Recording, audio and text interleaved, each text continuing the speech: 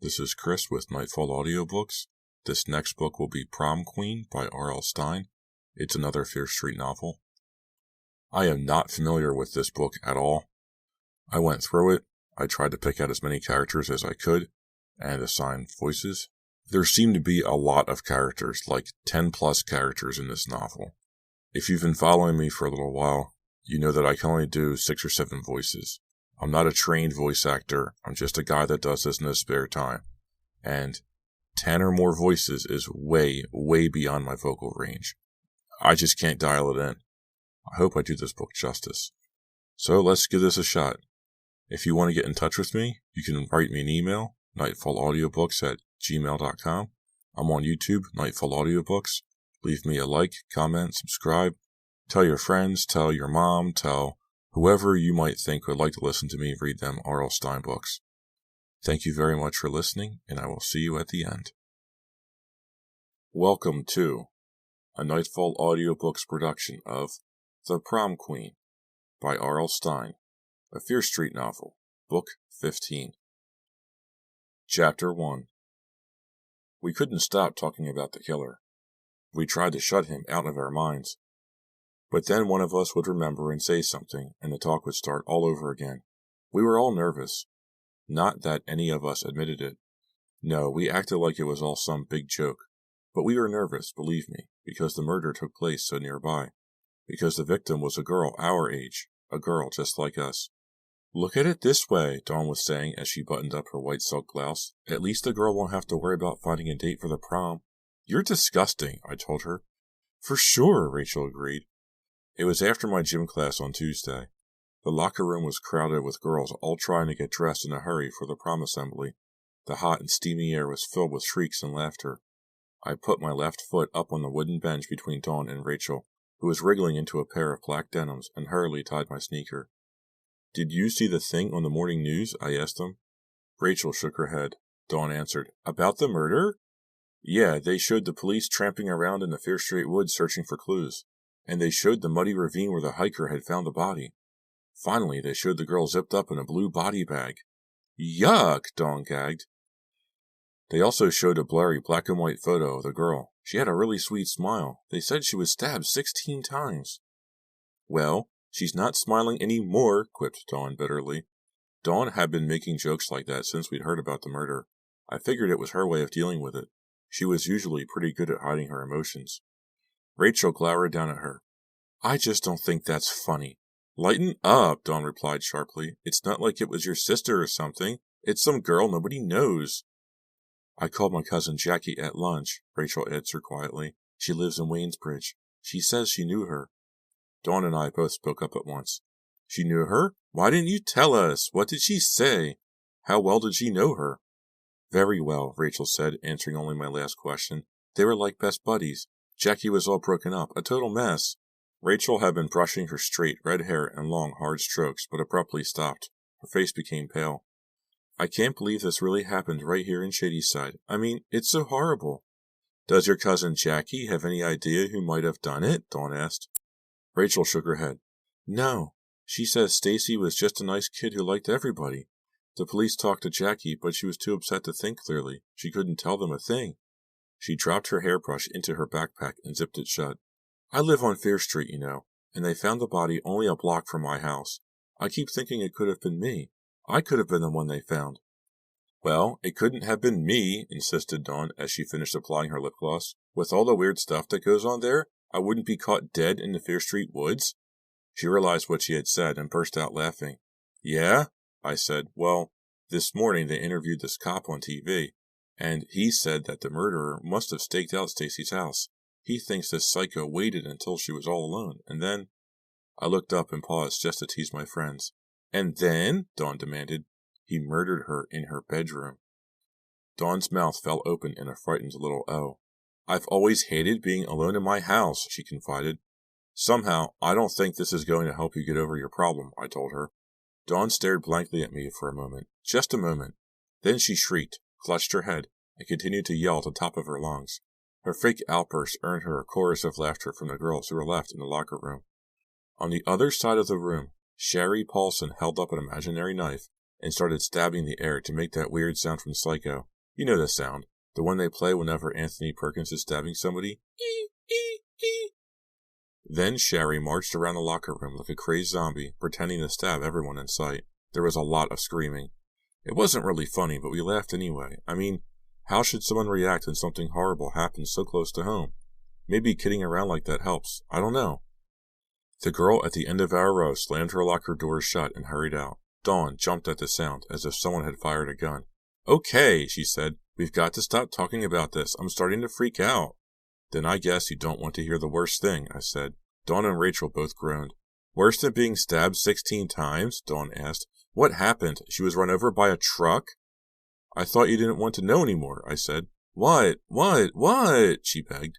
I continued. The police said this killing is just like the killing of that girl in Durham last week. Durham was about an hour's drive from Shadyside, but right then it didn't seem very far at all. So, Dawn said, what does that mean? Well, I said, it means there's a good chance that this is the work of a serial killer. A serial killer? Murmured Rachel. That does it. I'm going to make my parents buy a dog. She stuffed her feet into a pair of torn running shoes. I mean, we don't even have a burglar alarm in our house. It was true. Rachel's parents were pretty poor compared to the rest of ours. I doubted that they could swing for an alarm system, even with a serial killer on the loose. The bell for next period jangled loudly. There was a groan from the few girls still left in the locker room. Come on, you two, Dawn said. Hurry up! She stood admiring her face in the mirror and made several sexy faces. I know what we should talk about instead of the murderer, she said. Who should I go to prom with? She proceeded to name 4 of the most popular guys at Shadyside High. They all asked you? Exclaimed Rachel, astonished. Already? I chimed in. The prom is still 5 weeks away. Well, Dawn said, none of them has asked me yet, but they will, believe me. We were the last ones out of the locker room. The hallways were empty, a sure sign that we were late for assembly. We started to run, our sneakers squeaking on the tile floor. What about you? Rachel asked me as we tore down the hallway. You have a date yet? I shook my head no. I would have had a date, if it wasn't for the United States Army. I'm serious.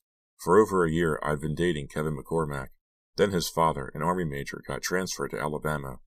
Kevin's family moved in January. Since then, I've been dating him long distance by mail. We talked on the phone a lot at first, but when my dad got the phone bill, he put an end to that. So far, Major McCormack wouldn't give Kev permission to come back to Shadyside for the prom. Kevin's dad felt it was important for Kevin to get acclimated in his new home base. Those were the exact words he used, according to Kevin. I believed it. His dad always talked Army talk. Tell your father he's a major bummer, I had written back. Pretty clever, don't you think? Dawn pulled open the heavy doors to the auditorium. A few heads in the back rows turned to stare at us. Up on stage, Miss Ryan had already begun making announcements. Mr. Abner was standing near the back doors. He caught my eye and glared as we took seats in the back row. Mrs. Bartlett has asked me to announce that this week you can return overdue library books without paying fines, Miss Ryan was saying. So I hope you all take advantage of this special opportunity. If you've got overdue library books, please bring them in. She rustled through her notes. Now we can get on to the main business of this assembly, which is to announce our 5 prom queen candidates. This news was greeted with applause and a few catcalls from some of the guys. Miss Ryan stared out over the microphone until she had silence. Then she turned toward her principal, who was waiting a few steps behind her. Mr. Sewall? Mr. Sewall was short, pudgy, and bald. He looked kind of like a character from Sesame Street, so we nicknamed him the Muppet. He stepped up to the mic, holding a white index card in his hand. All at once I felt a rush of excitement. I knew it wasn't cool of me, but I was really into the prom. A lot of my friends were. We seniors were the only ones allowed to vote. I had voted for Rachel. Rachel wasn't the most popular girl in the class or anything, but that was mainly because she was so shy.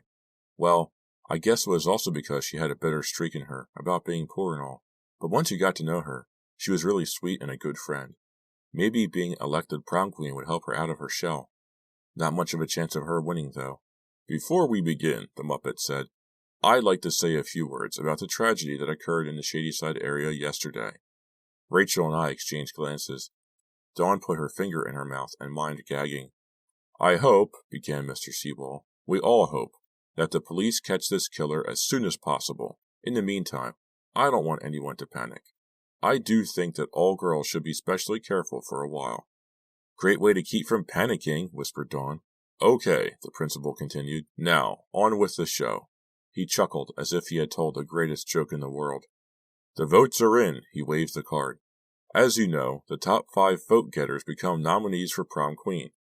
What I'd like to do is read off the names of the 5 winners and ask them to come forward and join me on the stage. I'm going to do this alphabetically. He smiled, glanced down at his card, then looked back up, letting the suspense build. Then finally he said, Elizabeth McVeigh. For a moment I had absolutely no reaction. I didn't recognize my own name. Dawn started slapping me on the back and yelling, Way to go, Lizzie! I nearly tripped on my way up the aisle, and since we had been sitting in the back, I had a long way to go. I felt a little dizzy. When I got on stage, Mr. Seawall shook my hand. I wish I'd remembered the assembly that day. I was wearing a pretty ratty pair of jeans, and my dad's all blue cotton work shirt. My long, curly hair was still wet from the locker room shower. My hair is light brown at best, honey brown my mom always calls it, but when it's wet, it's just plain brown. I brushed my wispy bangs out of my eyes. They fell right back down. The Muppet leaned back over the mic and said, Our second prom queen nominee is Simone Perry. There was a big burst of applause. Simone stood up and started sidestepping between rows toward the aisle.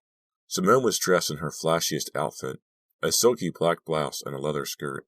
I guessed that she'd remembered there was an assembly that day. As she headed toward the stage, she kept tossing back her long dark hair with a dramatic shake of her head. Congratulations, I whispered when she took her place next to me. Thanks, she said, whispering back. I wasn't surprised when she forgot to add, You too. I liked Simone, but she had a tendency to forget that the whole world didn't revolve around her. Alana Potter, Mr. Sewell announced next. More applause. Alana stood up with a big smile and walked bouncily up the aisle. She didn't look surprised at all. No wonder. She was one of the most popular girls at Shadyside, as she well knew. 2 more to go. I peered into the back of the hall where Dawn and Rachel were sitting. I knew Dawn must be freaking. She was probably angry that she hadn't been announced first, even if Mr. Sewell was going by the alphabet. Dawn Rogers. Dawn gave a whoop and clapped her hands. She wasn't the only one clapping. In fact, she was getting the most applause so far. She pumped her fist in the air as she headed toward the stage. That got another round of applause. It was the gesture she always used after she scored an important point in a tennis match. Dawn was the girls' team captain. And last but not least, Mr. Sewell glanced at the card. Rachel West. Dawn was a hard act to follow. The applause for Rachel was less than thunderous. I did what I could and clapped until my palms hurt. Rachel didn't seem to mind that she didn't get the most applause. She was smiling and blushing almost the color of her red hair as she joined me on stage. Now, as you all know, the prom is fast approaching. Just 5 weeks away, the Muppet continued. Dawn clapped her hands and enthusiastically cried, All right! But what you seniors don't know, said the Muppet, is that, as a special treat, I've been able to rent the newly refurbished Halsey Manor house. He waited for applause. It never came. We all knew the Halsey Manor house was right in the middle of the Fear Street woods, the place where the murdered Stacy had just been found. He went on, That should make for quite a party, don't you think? The Fear Street woods. Right then, it didn't sound like a place I'd want to go, much less go dancing. Maybe by the end of May it would seem like a good place for the prom. Maybe, but I doubted it. As Mr. Sewell went on with his speech, I glanced at the other girls on stage. I knew these girls so well that I bet I knew what each of them was thinking. Mr. Meade, my English teacher the year before, had taught it to us. He said it was a good game for writers to play. I hadn't written much besides long letters to Kevin in Alabama, but I wanted to write someday. I started with Simone. Simone was the star of our drama club, and she looked the part. She was tall, dark, and, well, dramatic-looking. She was also very insecure, which I guess showed she was meant to be an actress. She was crazy about her boyfriend, Justin, and more than a little bit possessive. In fact, she was staring at him right then. I could tell by following her gaze out into the audience. I decided what she was thinking was, who was Justin talking to, and why isn't he paying attention to me? Next, I focused on Alana. Ilana was very pretty in a delicate, old-fashioned way, and she knew how to dress to bring it out. Right then, for instance, she had on a white frilly blouse and a dark green wraparound skirt. She was smiling, showing off a perfect row of white teeth. She was like someone you'd see on a TV commercial. Everything came easily to Alana, always had. She got straight A's without seeming to, and her family had oodles of money, so she got whatever she wanted. She was so happy and friendly, though. that it was hard to hold it against her. What was she thinking right then? Boy, being nominated sure is fun. Maybe someday I'll be nominated President of the United States. When I made contact with Dawn, she nodded at me, her blue eyes gleaming. I stared at her for a moment, admiring her tan. We'd been going through our usual end-of-April rainy spell, but Dawn always had a tan, no matter what the weather. Her long, wavy blonde hair gleamed shiny and golden, as if she'd been out in the sun for hours. She probably had. Dawn was an ace at tennis and every other sport, including boys. I knew what she was thinking. It was in her eyes. I'm going to win. Now, the Muppet was saying, I know each of you would love to be elected prom queen, and this year there's even more reason to want to win. The queen will receive a special $3,000 scholarship, donated by Gary Brandt's father at Brandt Chevrolet. As he made this announcement, I happened to be looking to my left, at Rachel. I could see her emerald eyes light up when he made that announcement. It was like in a cartoon when dollar signs appeared in somebody's eyes. The money would mean a lot to Rachel, I knew. Hey, I wouldn't have minded $3,000 myself. As I've already mentioned, Rachel's family was kind of poor, at least compared to the rest of ours. Rachel was the only kid I knew who had to work after school. It got her frustrated because it took time away from her schoolwork, and her grades were suffering as a result. She said she might not be able to go to college. I'd often thought that was why she was so shy, feeling as if she wasn't as good as the rest of us. She didn't even know how pretty she was. Mr. Sewall's next words brought me back to the present. School dismissed. There was the usual end-of-day pandemonium. People were shouting congratulations to me and the other nominees. Before I could get off the stage, Dawn grabbed me by the arm. I'm going to win, she whispered fiercely in my ear. I can just feel it. I smiled at her. Over the years, I'd gotten used to Dawn's competitive boasting. It was as if she thought life was a game and she had to psych everyone out so she'd win. As I was going down the stage steps, Simone brushed past me and almost knocked me over. I watched as she made her way through the crowd toward Justin. She seemed pretty angry, and Justin had an embarrassed grin on his face. Lizzie? It was Rachel. With that quiet voice of hers, I almost didn't hear her. Do you want to come over and study tonight? She asked. I'd like to, I said genuinely, but my parents told me this morning they want me home early, and they don't want me going out after dark. I'm an only child. Maybe that's why my mom and dad have always been so overprotective. But this time I didn't mind it. With a killer on the loose, being overly protected sounded just great. I could still see Simone arguing heatedly with Justin. Amazing. How much trouble could he get into during one assembly? Justin uttered an exasperated cry, threw his hands up in the air, and hurried out. I can't believe I was nominated, Rachel said. Why not? I replied. You deserve it. I know, she cracked. I just didn't know anyone else knew. I laughed as Alana walked up to us. Her perfect little apple cheeks were flushed red with excitement. She resembled a porcelain doll. It's time to celebrate, she said. How about we all go to Pete's Pizza? I'm driving. I've got the Mercedes today. Rachel flashed a broad smile. She always got a thrill at being included in any group outing. Way to go, Alana, Brad Coleman said, clapping her on the back as he hurried past. Anything for a chance to touch her, I thought. Smiling a perfect smile, Alana called back her thanks. She tossed her short blonde hair. Simone! Simone was about 20 yards away, an unhappy scowl on her face. I can't believe it, she grumbled, walking over to us. During the assembly, I saw Justin coming on to Meg Dalton. If he goes out with her behind my back, I'll kill him. It's funny. That silly threat was the first thing that flashed through my mind 2 days later when we learned that Simone had disappeared. Chapter 2. This is so cool, Alana yelled over the noise of the car radio, which was cranked up all the way. I mean, trying to guess which one of us will be prom queen. We had all piled into Alana's parents' silver Mercedes and were headed for Pete's Pizza. I was in the back seat between Rachel and Simone. Dawn was in the front, changing the radio stations non-stop. Dawn, turn that down, screeched Simone, staring into a green folder in her lap. I'm trying to learn my lines. For the drama club's spring production, Robbie Barron was directing The Sound of Music. The show would be performed on the Friday night of prom weekend to kick off her spring festival. Simone was playing Maria von Trapp, of course. She always was the star, even though she didn't make a very convincing nun. Dawn clicked off the radio and said, You're right, Alana. One of us is going to be prom queen, but I'm the only one who knows who. Me. Simone leaned forward. You'll win for humility, that's for sure, she said sarcastically. If I wanted to win a humility contest, I could win it, Dawn said. No one can beat me at anything. I glanced at Rachel, and she rolled her eyes. Ilana pulled into the Division Street Mall and glided into a parking space near the restaurant. "Lock up," she told us, hopping out. "Sure," muttered Rachel as she got out of the car. "We wouldn't want the car to be stolen. It'd be at least a day before her dad could buy her another one." I laughed quietly. I didn't know how else to react to Rachel's bitterness. I had to admit I was feeling good, really happy. But then Rachel brought up the murder again.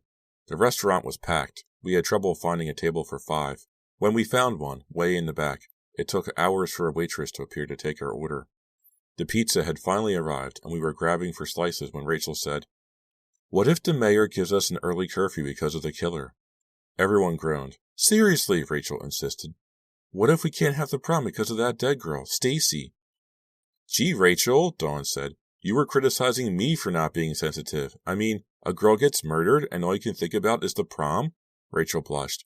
"That's not what I meant," she muttered. Oh, never mind." Simone had a thoughtful expression on her face. I asked her what she was thinking. "About my parents," she replied, frowning. "Here, I'm the star of this play, and I bet they won't come to see me." She dropped her pizza slice onto her plate. "When I tell them about being a prom queen candidate, they won't even say a word." "Simone," I chided her, "I know they care. They're just busy, that's all." "The only thing I keep thinking about is this killer. Isn't there anything we can do to protect ourselves from this psychopath?" Elena said, obsessing about the killer. I said, "Maybe we could all disguise ourselves as guys." Simone immediately took up my idea. She lowered her voice. "Hey, there aren't any young high school guys here, Mr. Serial Killer," she growled. "You must have the wrong house." She rubbed her nose roughly like a guy would and coughed as if to spit. By then, we were all laughing. Whenever I thought Simone was too self-centered to bother with, she acted funny, and then I forgave her. "You know what?" Dawn said. "I don't think I'm going to sleep so hot tonight either." "You'll sleep better than I will," Rachel told her. "I'm the one who lives on Fear Street, remember?" Just then, 2 hands closed around her neck. "Gotcha," a male voice said. It was Gideon Miller, Rachel's boyfriend. "Not funny," Rachel cried, but she smiled up at him anyway. "Were you girls talking about me?" Gideon asked, grinning. "No, actually," said Dawn. "We were talking about the killer." "That's cheerful," Gideon said dryly, rolling his eyes. "Hey, is Rachel going to win the $3,000? He asked, and put his hands on her shoulders. "What do you care?" Rachel asked. "If I win, you don't think I'd share it with you, do you? Even you aren't that egotistical." Gideon laughed. "Oh, big word, big word. Have you been studying your vocabulary list today?" He waved to the guys he was with, who were waiting for him just inside the glass doors. "No, I just thought if you won, maybe you'd take me to a movie or something." "Maybe," Rachel teased. "Gotta go," Gideon said. He gave Rachel's shoulders a squeeze and headed off to join his friends. "What were we talking about?" Simone asked, pulling all the pepperoni off her slice and stuffing it into her mouth. "The killer," Rachel replied, her eyes following Gideon. "Please," Alana wiped her mouth primly with a napkin. "Enough talking about this killer business. I mean it." "All right," Dawn said. "We'll talk about something else. I know. Let's talk about the prom and about how I'm going to be elected queen." "I've got a better idea. What about the 2-minute speeches we have to give to the entire school?" Alana suggested. "Have any of you thought about them?" Just then I had an idea. It was kind of a variation on Mr. Mead's game. "Let's do each other's speeches," I said. Everyone's expression was blank. "It'll be fun," I said, explaining. "Right now." "All right," Simone said. "I'll do Dawn." She tilted her head back and put her hair behind her ears the way Dawn wore hers. She stuck her jaw out as Dawn did when she was feeling competitive, which was just about always. It was amazing. With just a few simple gestures, Simone had transformed herself into Dawn. Everyone began to laugh. Dawn the loudest, clapping her hands as if she really found Simone amusing. I knew she hated it, though. "Hi," Simone began. "My name's Dawn Rogers. Yeah!" She pumped her fist in the air in victory. "Right on!" shouted some jocks at a nearby table. Dawn had a big grin on her face, but she was blushing. She had to be blushing pretty hard to see it through her tan. "Anyway," continued Simone, "let's face it, I'm your next prom queen." We all clapped. Simone acknowledged the applause by pumping her fist again, laughing harder. Dawn said, "Okay, my turn. But Simone kept going. "Now, I know there are 4 other candidates," Simone continued, "but as you all know, I'm number 1 in everything I do, so—" "Okay." Dawn jumped up, her eyes flashing. "My turn. Here's Simone's speech." I was beginning to think this wasn't such a bright idea after all. "But I'm not finished yet," Simone said. My name's Simone Perry, Dawn said, ignoring her. She tossed her hair back the way Simone always did.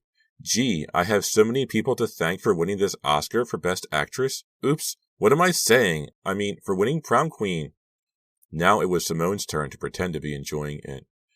I'd just like to say that I'm such a sensitive artist, cooed Dawn, that I'm the only one capable of playing the role of a queen. She took a deep bow, then sat down and smiled sweetly at Simone. How did I do? You know, I said, maybe we should... My name is Rachel West, said Alana, standing up. Oh no, I thought. Alana, please. And, Alana imitated Rachel's slow way of talking. Well, I'm kinda poor. Ha ha, said Rachel. I could see she had been stung, but she had a big grin plastered across her face. Simone was laughing as Alana went on. I wanted to prepare a speech, but I couldn't afford it. Rachel let out a loud, extra fake guffaw. Gee, that's so funny, I almost forgot to laugh. Glad you liked it, Alana responded. I really did, Rachel grinned. I could see she was trying to think of something cutting to say, but she couldn't, so she just sat there, smiling. Do Alana's speech, Simone coaxed. Simone, I said, I think this is getting out of... All right, Rachel said, I will. She stood up. My name's Alana Potter. It doesn't matter if I'm prom queen or not. If I lose, my father will just send me on a trip to Europe until I'm feeling all better. She flipped one side of her hair and lolled her head around the way Alana always did. Simone and Dawn were hysterical. Alana's smile was frozen on her face. No, but seriously, if there's anyone here who's thinking of not voting for me, Rachel imitated Alana's flirty laugh. I'll pay you $1,000 to change your mind. Alana clapped loudly. Not bad, she said, but I don't have to buy anyone's vote. If you heard the applause today, you'd know that. Well, you can't buy mine, Rachel shot back, sitting down again. For a long moment, no one said a thing. You could tell that everyone had gone just a little bit too far. Honesty is a good policy, but not too much honesty. Great game, Lizzie, Dawn finally said. Now someone's got to do you. That's okay. Don't do me any favors. No way, Dawn persisted. Everybody plays, right, Simone? But Simone wasn't listening. She was staring past us toward the front window of the restaurant. Simone? I said. Simone's face had gone white. Oh no, she mumbled. She stood up fast, knocking over my Sprite. The soda splashed all over Dawn and me. We both jumped out of our seats at the same time. Oh no, Simone repeated. No! She had a look of total horror on her face. She screamed, No! Stop! And then raced out of the restaurant.